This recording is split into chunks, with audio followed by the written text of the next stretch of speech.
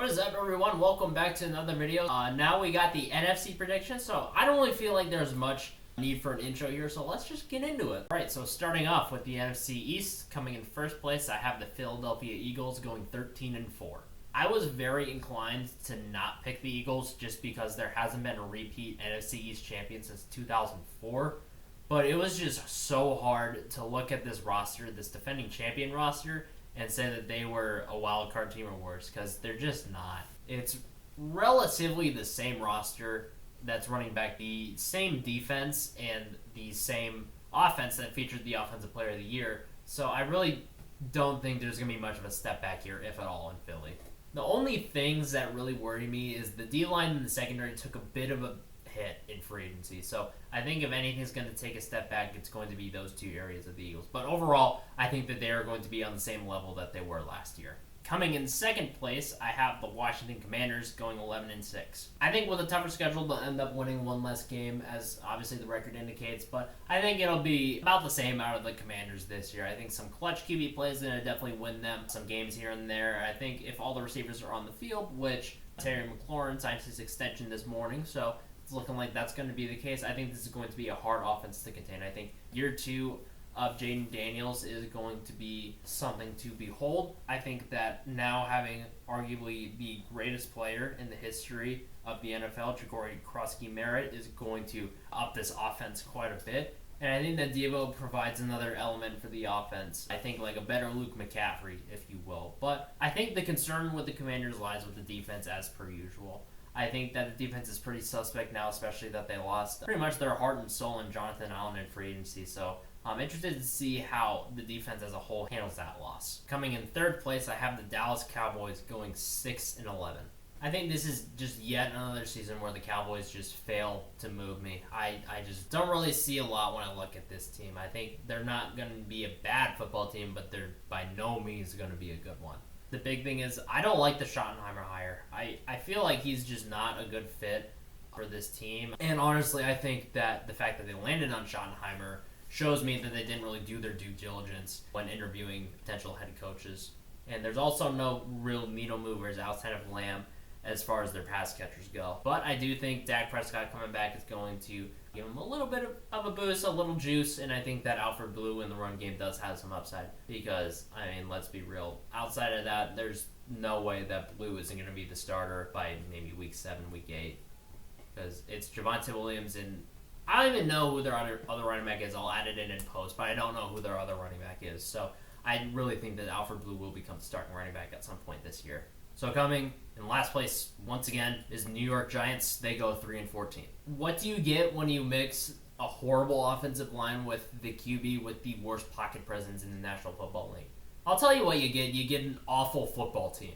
I think the only saving grace with the Giants is when Jackson Dart takes over, inevitably in about week 11 to 13. Just as long as Russell Wilson is the starter for their game in Denver. That's all I really care about. But I think the weird thing is with the Giants is their defensive line is like really good. It's like arguably top 5. So they'll be fun to watch on the defensive side of the ball, especially their run defense. But outside of that, this team sucks. Except for Malik Neighbors. He gets a shout out. He is that guy. But with Mr. Unlimited, that O-line, this team ain't going nowhere. So moving into the NFC North in first place, yet again, I have the Detroit Lions going 14-3. The consensus that I came to is that if this team can win 15 games with basically their second team defense, then I have faith that they can win around the same number with relative ease. Because this is the same explosive offense, relatively, they're running back about the same group, and the defense is healthy, which is huge, because that ended up being their undoing in the divisional round against Washington last year. The one concern, or actually two concerns I have here, is one, Ragnow was a big loss. He was the heart and soul of that offensive line, the best O-line in the league last year, so losing him is really, really going to stay. And also the secondary is quite questionable. Overall, still a very good team with maybe a crack or two, maybe a concern or two. Just look out for over the course of the season. Coming in second place with a record of 10-7. I have the Minnesota Vikings. I think ultimately when I took a look at their schedule, I believe the Vikings will be a team that's better than the record is going to indicate, believe it or not. Because 10 wins is still very good, and I think the Vikings are going to be better than 10 wins. Vikings. The problem is the Vikings have some tough games in the first half of their schedule, namely the Bengals in week 3 and the Eagles in week 7. So I think that because those games are so early on, some of those growing pain that they're going to be going through with obviously starting McCarthy, who's basically a rookie, I think that's going to cost them in some games like that, as opposed to if they were played like after Thanksgiving later in the season. That being said, though, around Thanksgiving, I think the Vikings are going to have some winnable games that they're really going to have under their belt and really start going on a run and start running the table into the playoffs. I guess spoilers there, I do have the Vikings making the playoffs this year. So overall, I think with the offense and the personnel, I think McCarthy's job will be about as easy as can be for a rookie quarterback. But I do think a tough schedule, especially in the first half of the season, will maybe cause the Vikings to lose 1 or 2 more games than their roster reflects the talent that they have. Coming in third place, I have the Green Bay Packers going 9-8. To me, the Packers are putting a lot of faith in a late first-round rookie to lead the receiving room, which I'll just say is very bold. And I also still have no idea how this defense is going to look, especially with their remade secondary with no more Jair Alexander anymore. So there's just a lot of unknown with this Packers team that I'm just not comfortable with picking more than 9 or so wins with them. I still think Jordan Love, when he's on, is an MVP candidate, and I do think that the offense as a whole, maybe outside of the receivers, is very solid with him, the good O-line that they have, and Josh Jacobs carrying the rock. The problem is the Packers have 4 or 5 wide receiver 3s, but 0 wide receiver 1s. So again, just with all the unknown with the Packers this year, I just don't see any better than a 9-8 record. So once again, coming in last, I have the Chicago Bears. They go 6-11. I think the offense definitely will be improved with Ben Johnson running the show and somewhat serviceable O-line now with the improvements that they've made. But with the competition both within their own division and the NFC wildcard, there's just not a lot of wins to be found on their schedule. I think that next offseason the focus will shift to the defensive side of the ball as a whole, maybe outside of the secondary. I think their secondary is fine. I think that the defense as a whole, their run D, and everything in between needs a lot of work. I think in the long term, the Ben Johnson, Caleb Williams duo is going to be very good. Just maybe not this season. I think there's going to be too many moving parts here. So overall, a somewhat underwhelming season for the Bears, but in the long term, I do think they're going to continue to get better, just not this year. Moving to the NFC South, coming in first, I have the Tampa Bay Buccaneers going 11-6. I think even down Liam Cohen, I still think the South is Tampa's division to lose, which I don't think they do. I love the receiver depth, especially after the Egbuka pick. Even if Evans and Godwin have a down year, they are set at receiver because of the insane depth that they have there. And year 2 of Bucky Irving, I mean, there's a lot to like on the offensive side of the ball. Even down Liam Cohen, I think that the step back the offense takes is minimal to maybe even none. What worries me with the Bucs is that they have had some slow starts in the past couple of years, and I do see that happening again, especially adjusting to an offensive system. But I do think they will, like they have in years past, overcome that. Coming in second place, I have the Atlanta Falcons going 10-7. I think a lot of people forget that the Falcons were looking like they were going to win the South until the Cousins injury and the decline in his play. I think if Michael Penix can be just average at worst, I think with him getting the yips, the growing pains out of the way in his first handful of starts at the end of last season, I think most of those are out of the way at this point.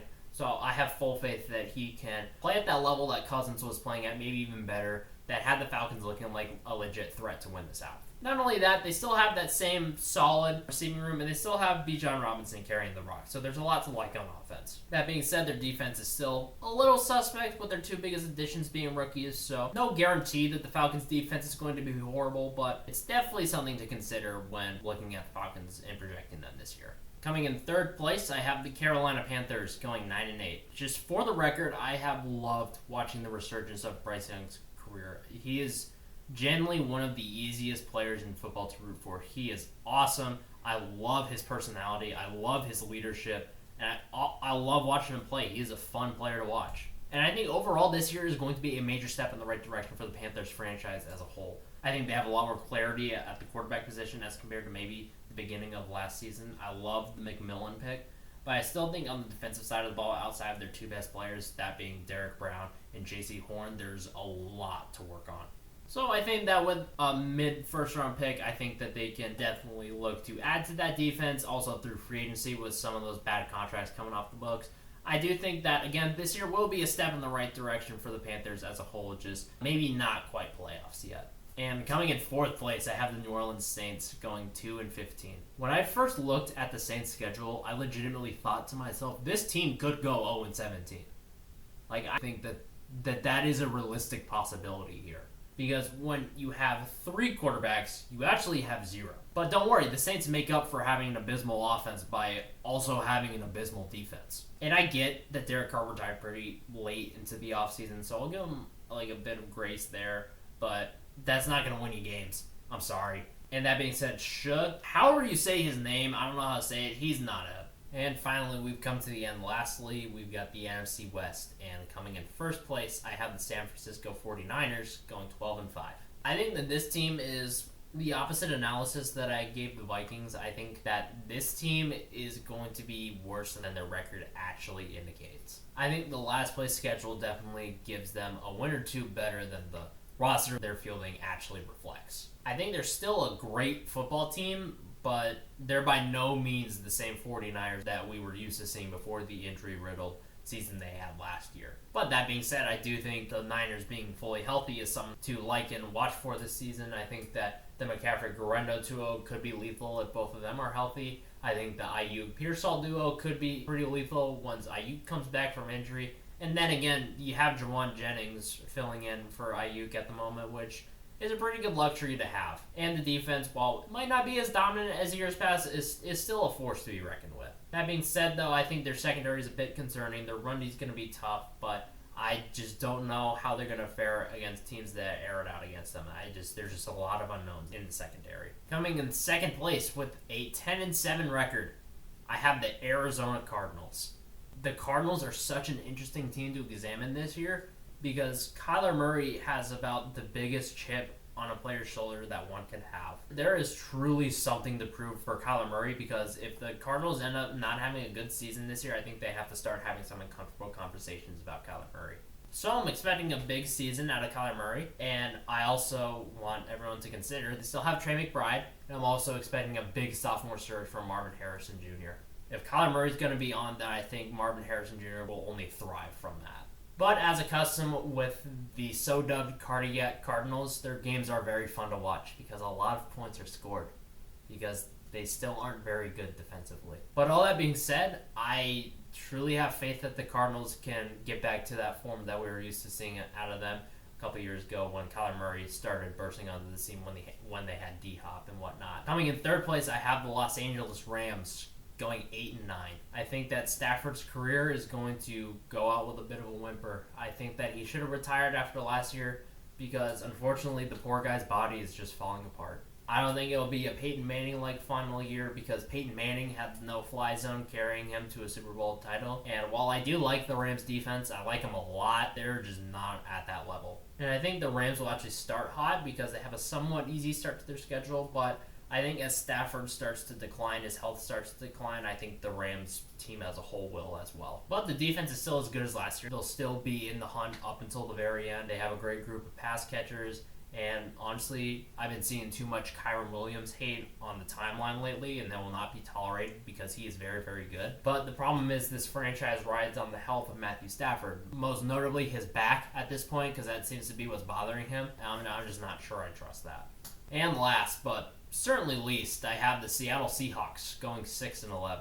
Me, personally, I'm not big on Sam Darnold. I am of the opinion that Kevin O'Connell completely made him last year. To me, honestly, Geno Smith is better, which, if you know me, is crazy to say, because I don't like Geno Smith. And I honestly think that at some point towards the end of the season, maybe like the final 3 games, Jalen Milroe will be starting games for this team. And with Darnold's mediocre at best quarterback play without Kevin O'Connell calling the shots combined with Seattle's overall mediocre roster, I think you get a mediocre football team, believe it or not. But I do think the defense will continue to develop and start to kind of build and gel under Mike McDonald and his system. And I think that Jackson Smith and Jigba will really establish himself as one of the better wide receiver ones in the league now that he has full reins over that and with no DK Metcalf or Tyler Lockett to worry about. But like I said before, Seattle's QB play just does not move me at all. So with all that being said, a very mediocre season for the Seahawks. Alright, and last up, moving into the playoff picture.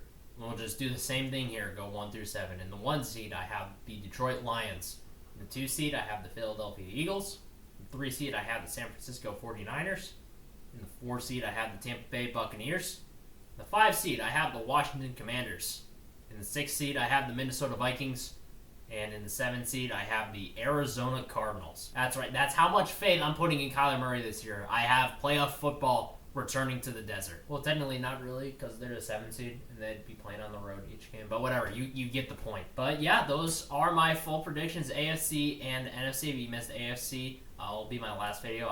I'll be sure to link it there. But as custom with that one, if you have any feelings, have any thoughts, any feelings that I hurt, feel free to leave them in the comments below. But until then, thank you so much for watching, and I'll see you in the next one.